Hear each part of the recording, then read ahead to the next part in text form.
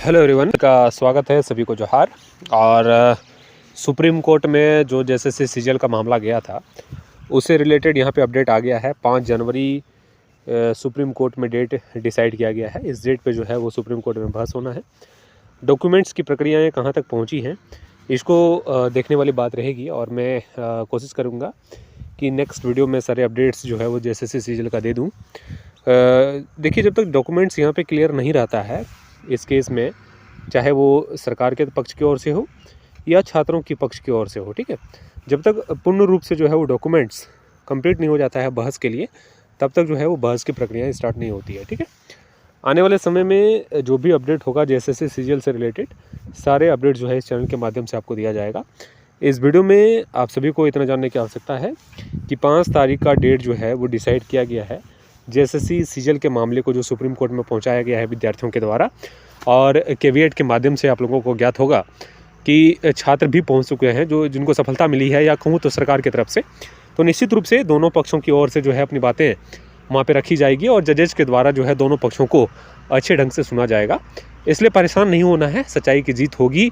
और मैं लगातार और हमेशा से कह रहा हूँ कि अगर कुछ गड़बड़ी हुई है तो निश्चित रूप से आप सभी विद्यार्थियों को जो इसके मुहिम में लगातार हाई कोर्ट से आप लोगों को जो है वो निराशाजनक यहाँ से जजमेंट देखने को मिला।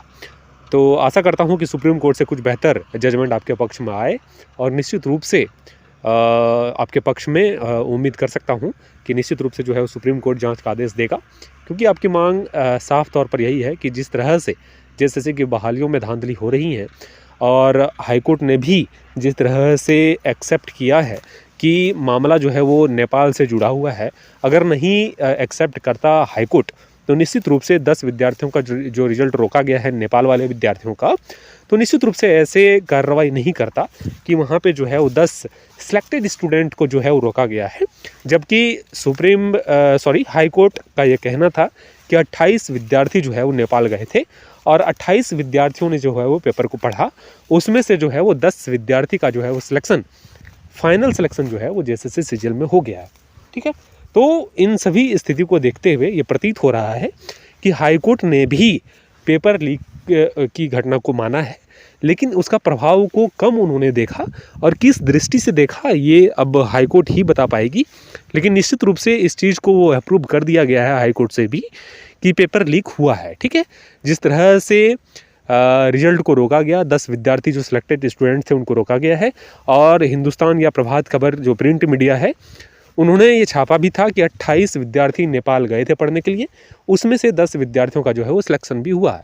तो निश्चित रूप से जो है स्थिति यहाँ पे ख़राब हो गई है और सुप्रीम कोर्ट में मैं निश्चित रूप से इस पक्ष में बात ज़रूर करूँगा कि जिनका सिलेक्शन जेन्युइन तरीके से हुआ है उनके रिजल्ट पर कुछ बुरा असर ना पड़े, इस बार उनके साथ जो है कुछ अच्छा करे। लेकिन निश्चित रूप से जो करप्ट हैं और जिस तरह से सिलेक्शन, विद्यार्थियों का सिलेक्शन और अन्य जिस तरह से मैं देख रहा था कि एक व्हाट्सएप ग्रुप से कुछ स्क्रीनशॉट आ रहे थे जिसमें एक विद्यार्थियों के द्वारा 2 रोल नंबर पे जो है वो दावा किया गया था और एग्जामिनेशन से पहले उन्होंने कहा था कि ये 2 रोल नंबर जो है ये एक साथ बैठा था और दोनों जो है वो क्वेश्चन आंसर जो है एक दूसरे से पूछ रहा था और ऐसे प्रतीत हो रहा था कि ये क्वेश्चन इन दोनों को पहले से मिला हुआ है। ठीक है, उस स्थिति में उस छात्र ने मैसेज में लिखा है बाकायदा कि अगर इन दोनों रोल नंबर का सिलेक्शन हो जाता है तो निश्चित रूप से पेपर आउट हुआ है, ये उन विद्यार्थी का कहना था।